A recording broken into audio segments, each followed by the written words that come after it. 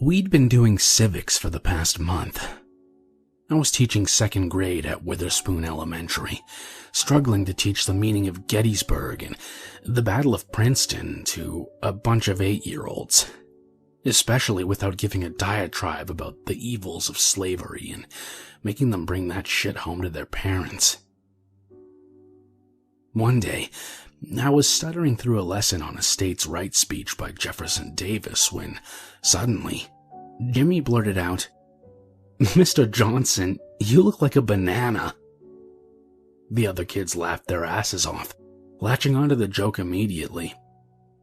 "Yeah, a big fat banana. A big fat stinky banana." All right.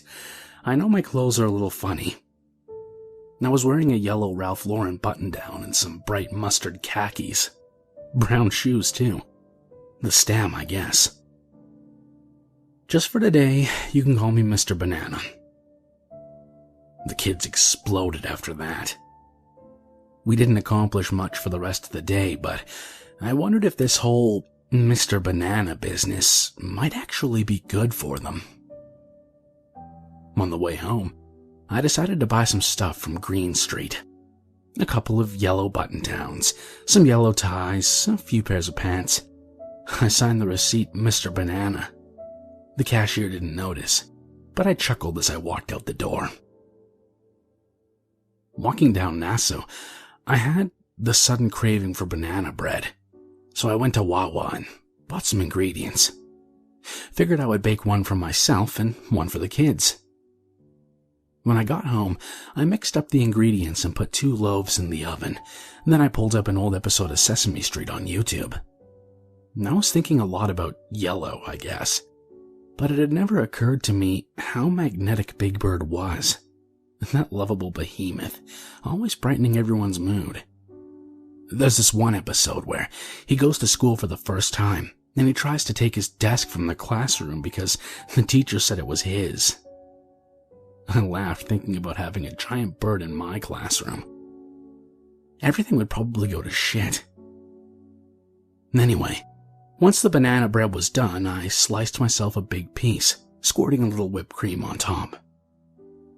It was good, but tasted a little strange. Figured I would change up the recipe if I made another batch. The next day, I came into school in full yellow garb.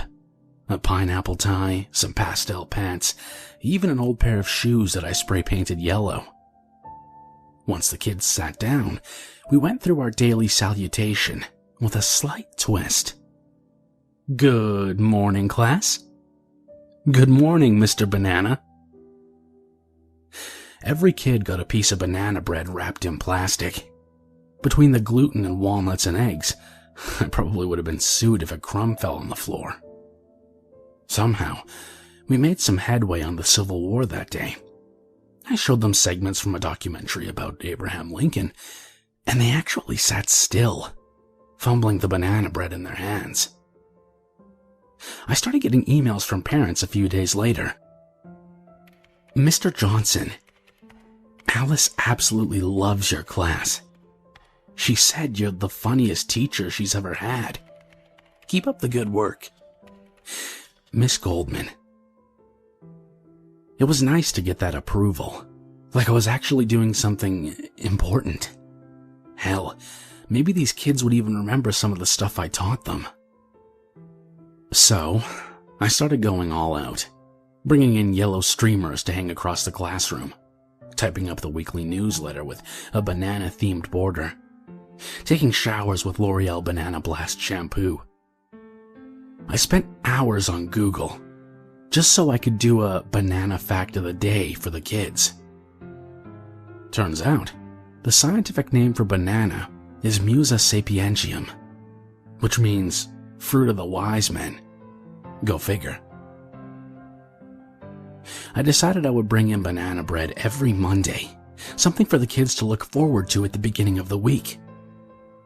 I added a few sprinkles of cinnamon to the second batch, but the batter still didn't taste right to me. I figured a few strands of my banana-infused hair might do the trick. So I chopped off a few stragglers from the back of my neck and sautéed them in olive oil. The batter had a slight punch after that.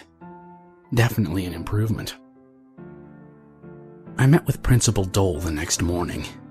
Felt a little ridiculous going to a meeting in a neon yellow Jerry Garcia, but he didn't seem to mind. You know, Mr. Johnson, I've received a lot of positive feedback about your whole fruit-themed initiative. Seems to keep the kids really focused. Anything to improve those test scores, right? Hey, if it works, it works. Keep it up, and you might find yourself tenured in a few years. I'm just happy to get through to these kids, sir. It was almost June, and the mosquitoes were starting to come out. Turns out, banana peels are a good cure for the bites. I asked anyone in the class if they wanted to volunteer, and Jimmy had a big nasty bite on his arm. He wiped the peel all over his arms in front of the class. On his face, too. How does that feel, Jimmy? Really cool, Mr. Banana. Anyone else want to give it a try? Everyone in the class raised their hand. When I got home, I turned on a documentary about corruption in Chiquita Brands International. Apparently, they brought cocaine to Borneo on some of their ships. Treated the plantation workers like shit, too. I thought it would be nice to write a letter to the company about my initiative. Figured they might like to know that their product was more than just a topping for oatmeal. I spent the whole night writing, and it turned into a few thousand words about my theories on elementary education. I didn't really think much of it, but I sent it with the subject, "Bananas are more than just food," to info@chiquitainternational.com. It would probably be lost amongst all the shit from angry customers anyway. It didn't cross my mind again until that weekend, when I got a phone call while on the treadmill at Planet Fitness. Mr. Johnson, this is Sophie from the Star Ledger. Just got an email from someone at Chiquita. Do you have a few minutes for an interview? Yeah, of course. I was on the cover that week. It was a photo of me, dressed in full yellow, pointing above the camera in the foreground with all the gape-mouthed students behind me. Mr. Banana peels away the doubters. The local CBS station stopped by the school for a segment too. I watched my segment that Sunday. A few minutes of my awkward teaching voice, interspersed with interviews from me, Principal Dole, and a few parents. Apparently, some other elementary school teachers were starting to do it too. Miss Strawberry, Mr. Blueberry. I wondered if anyone else was doing the banana too. Once the special was over, I went to work on my third batch of banana bread. I sprinkled the cinnamon, sautéed some of my neck hair, but the batter still tasted a little flat to me. I looked down at my hands. It occurred to me that my skin was starting to turn a little yellow, probably from all the bananas I've been eating. I wondered if my skin had any of that flavor too. I grabbed the tweezers and plucked a thin piece from the tip of my thumb. It was a little salty, but definitely had a fruity taste to it. I figured I'd try it out in the batter, so I took a bowl and plucked some skin off all 10 of my fingers. And then I mixed it in. It tasted great. That morning, people actually recognized me in the streets. All those Princeton kids must watch the news. I couldn't make it more than a few steps down Washington without being stopped for a selfie or a congratulatory handshake. It was nice, actually. I never thought wearing silly clothes would make people like me so much. I threw up in the trash can when I walked in the classroom. Figured I'd been eating too much potassium. It was pure yellow, of course. That bright bile and banana mixture. Must have been churning in my stomach for days. I was there early, just so I wouldn't have to engage in that jealous, snarky small talk with the other teachers. So, you're some sort of teaching genius, huh? I wrote banana fact of the day on the blackboard, then rubbed out a quick one in the bathroom across the hall. I handed out the rations of banana bread after the Pledge of Allegiance. I wondered if the kids would still eat it if they knew they were eating a piece of me. Figured I should keep it a secret for the time being. Plus, it was my best batch yet. They didn't need to know how it was made. That night, I got another email from Miss Goldman. "Good evening, Mr. Johnson. Congrats on your 15 minutes. Alice just loves the idea that her teacher is famous. We really appreciate all your effort, especially baking for the kids every week. Just a heads up, Alice found a hair in her banana bread this evening. Make sure you're keeping things clean at home. We don't want her to get sick and miss out on class. Miss Goldman." I went to the bathroom and looked at myself in the mirror. Still dressed in my work clothes, it occurred to me that I was really starting to look like a banana. I gelled the top of my hair into a curved, pointed stem and turned sideways, arching my back. For a second there, my face in the mirror disappeared. It was perfectly smooth, perfectly curved, perfectly ripe.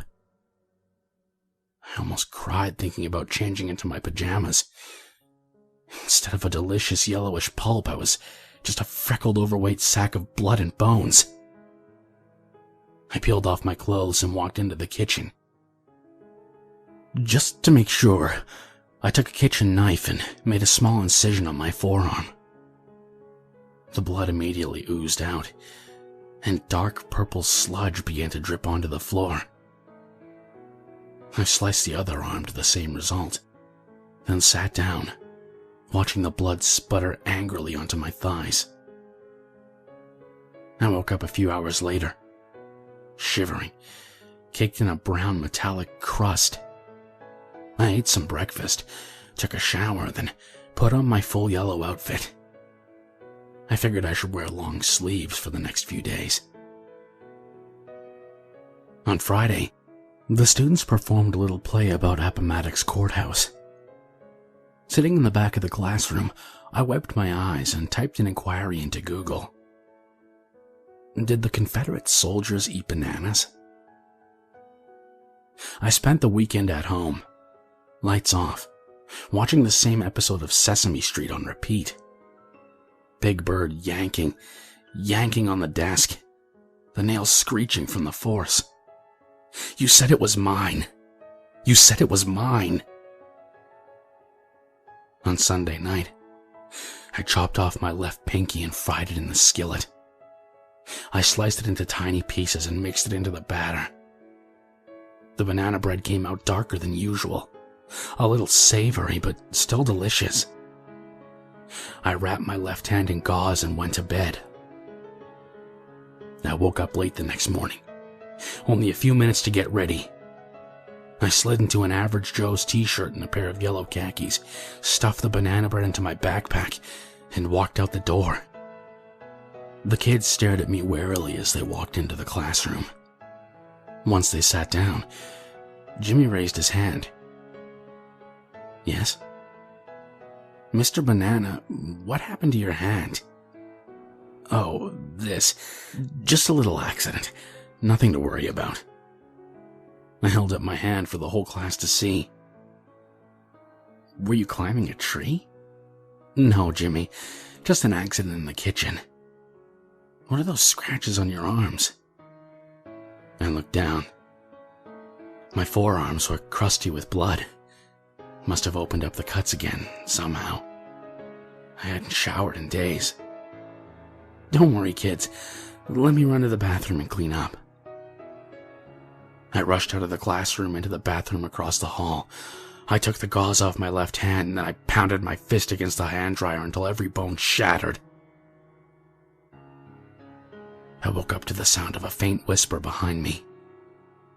I stood up and turned around. It was a banana, slightly bruised, but a beautiful shade of yellow, with sharp lines protruding from the stem. He turned sideways, revealing his perfect curvature, and flashed me a big smile.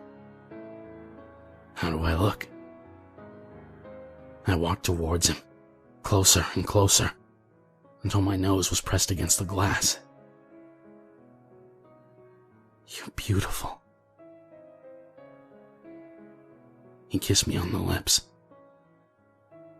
Then he disappeared.